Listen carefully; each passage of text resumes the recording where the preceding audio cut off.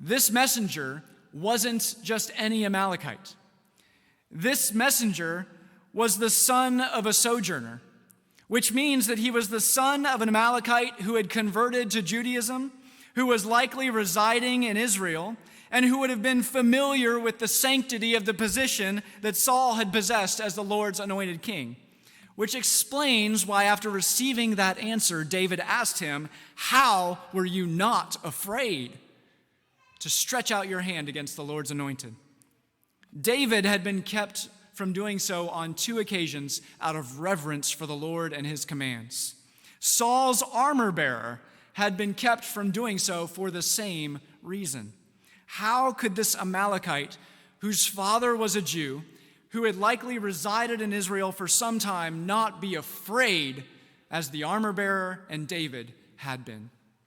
In other words, the action that the Amalekite took against Saul was not an act of ignorance, it was an act of arrogance. He knew that killing Saul wasn't right, but because he had no fear of the Lord, he saw an opportunity that would benefit him, and he didn't hesitate to take advantage of it. We see the self-serving Amalekite in contrast with the faithful David.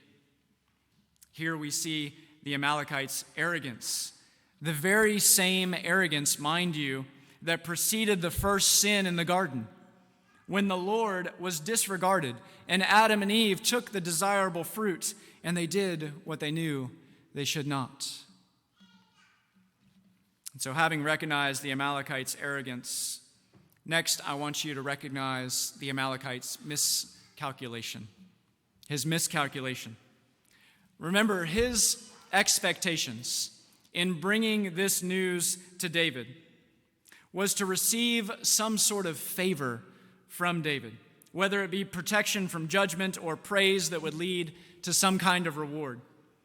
But instead, as we see in verses 15 and 16, the Amalekite's own words had conveyed a sinful arrogance and an utter disregard for the Lord's anointed, which earned him no reprieve whatsoever and no reward from David. What the Amalekite had earned through his sinful self-reliance, to try and escape God's judgment and to gain some kind of reward by his own plot that he conjured up, what he had earned was a sentence of death from the one who now sat as the Lord's anointed.